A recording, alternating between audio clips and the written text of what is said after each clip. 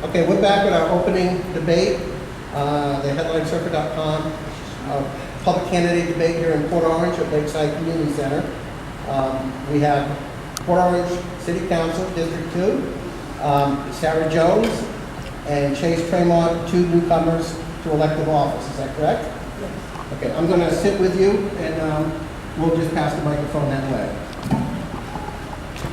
Sarah Jones, please tell us about why you're running, or a little bit about who you are and why you're running, and I will give you 3 minutes. Where's the clock? Right in front of you. Okay. Okay, just go ahead. He'll keep up.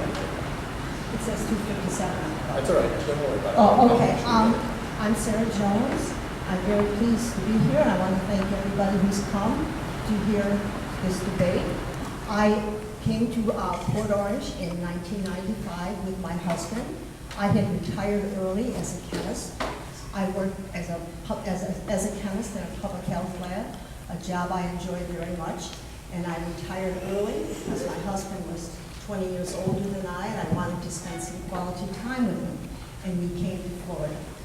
And I enjoyed it very much. And as I was saying one night at the city council meeting, at that time we kayaked a lot. And I will always remember the first day we put the kayaks in on the Halifax, and we went up the Spruce Creek. And I saw it was the first time I had ever seen Spruce Creek, and I was absolutely amazed. And it's one thing that as I run for office to preserve the beauty that we have in this area. I have a long history of working in community activities, and as an employee of Onondaga County as a chemist, I was very active in my labor union, and I was a negotiator. I headed the negotiation team for a union of over 3,000 employees. I'm accustomed to working with government. I'm accustomed to knowing that sometimes you get the best you can and that you have to make compromise and that things are not perfect. I am a widow, and I therefore have, and I point this out, I do not have a lot of it. I am no longer an active mother. I don't have a job. I have the time and the energy and the expertise to do a good job. I do have, and I think most people notice it, and I bring it up front, I have a handicap. I was born probably with a stroke at birth, and so I limp. And if this was a contest for the Olympics, you should not elect me.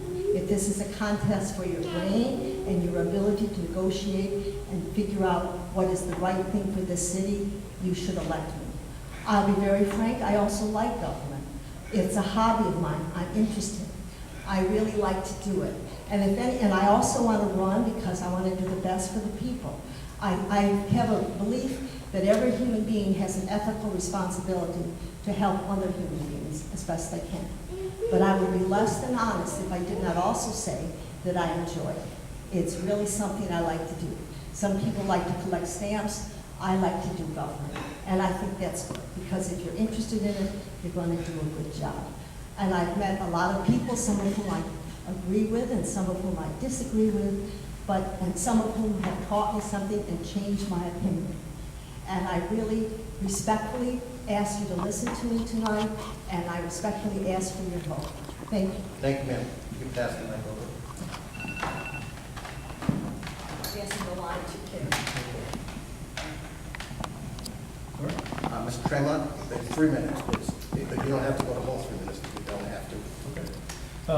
Good evening, everyone. My name is Chase Tremont. I just want to thank everyone for being here. Thank you, Sarah, for being here. It's an honor to sit with you and discuss these issues tonight. I am a husband and a father of 4 children. We just had our 4th daughter 3 months ago, a little over 3 months ago.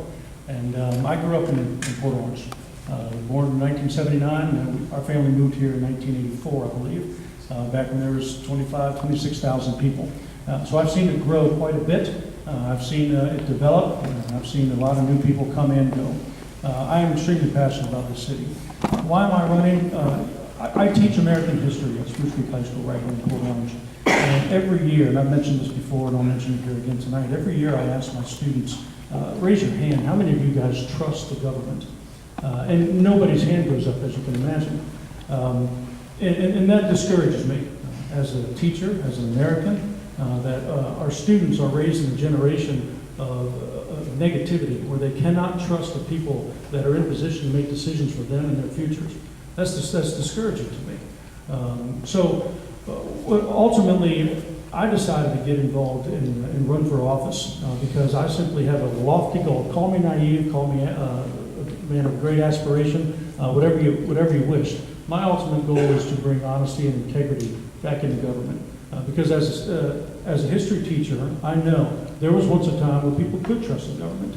Because if you ask that question back in the 1950s to every student across America, how many of you all trust the government? Every hand's going to go up. So there used to be a time that honesty and integrity did exist. Now, I'm not suggesting that there is not some in that today.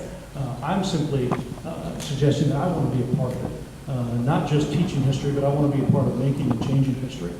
As to why I'm running for Port Orange City Council, my dad told me, rest in peace, passed away a few years ago, was also a teacher in the area. My mom and she both, in Volusia County, dating back to the 60s. My dad told me a long time ago when I was a kid, he said, son, when you get in the car and go off with your friends somewhere, make sure you're the one behind the wheel.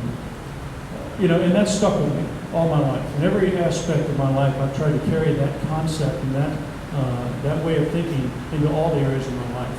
When I get behind the wheel, inside the car, I want to be behind the wheel. As an athlete, on the baseball field, if we needed an out, I just prayed and begged that they would hit it to me at shortstop. When the game was on the line, I wanted to be the one to take the shot. Not because I wanted the accolation and the praise, but because I knew that nobody has prepared themselves more for that moment than me.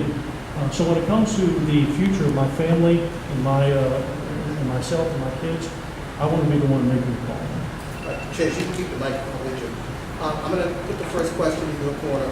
What does the term nonpartisan mean to you? Time is, It doesn't matter. Nonpartisan simply means no party affiliation. No party affiliation. But what does that mean in terms of an everyday experience, in terms of reality? Well, I think it means that when you're making decisions, policy decisions based on when you're making policy decisions based on your city, you shouldn't be, I guess, bound to just what your party is going to say, and that's what's going to make it ultimately influence your decision making. Okay, before I pass the microphone, Mr. Jones. Sarah Jones, he explained nonpartisan. Do you agree with him? Not entirely. Okay, what is your interpretation of nonpartisan? My understanding of nonpartisan and why it came about in Florida, because it doesn't exist in many other parts of the country, is that a decision was made that some of the positions and by the use of lower, I don't mean less important, but at the home state of government, it's not so important about the larger policies that we might look at the federal level, like Social Security. These issues are not important at the local level. At the local level here in the city, what's important is that the sewers work, that the water comes out of the faucet, that when it rains, the streets don't flood, and that the parks are available for the children. Those are the issues of local government, and therefore they're not part of a partisan idea. Let me put the microphone back to Mr. Fremont. What about the issue of party affiliation? There's a lot of people feel there's a disconnect with the voters, where you've got Republican and Democrat at the state level and the federal level, and Ms. Jones brought up the issue of water. I can think of an example, like in Michigan, where that town has water that's virtually poisonous, and that goes all the way to the federal level. Do you feel elections locally should be Democrat, Republican, or whatever, or do you feel it should be MBA? That's a good question. And the reason why I'm asking you is because there's a very intense focus even now on Republican and Democrat, party operatives, labeling their preferred candidates to the voters, regardless of the NDA or at the local level. So, well, if you're asking if I think it should be changed, then my answer would be yes. I think they should be a party affiliated. Because the fact of the matter is they are already party affiliation races. They might call it an NPA race, But as something I've learned in Volusia County politics, there's no such thing as non-party affiliation. Both parties are going to get actively involved. And it should matter. I think voters should know what your political party affiliation is with, because how you believe ultimately determines how you make decisions, what your philosophy is, what your ideology is, what your political viewing is, and where you stand.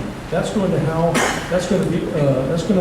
determine how you answer questions, how you react on policy decisions, whether or not you're going to be a tax and spend kind of person, or you're going to keep lower taxes and keep government out of business. So yeah, I think that it should be changed, and all local politics should be partisan. Ms. Jones, do you agree with your opponent, Mr. Tremont? I understand where he's coming from, and I agree with him that it's no secret if you run for a local office and you're affiliated with the party, everybody knows it, and everybody gets some support from that party. But I'll also tell you, particularly at the local government level, and I've been around, I have many more years than you, I have seen that at the local government level, you often find that you are in agreement with somebody on a local issue, whereas in national politics, you might be totally and absolutely in disagreement with it. Well, let me ask you this.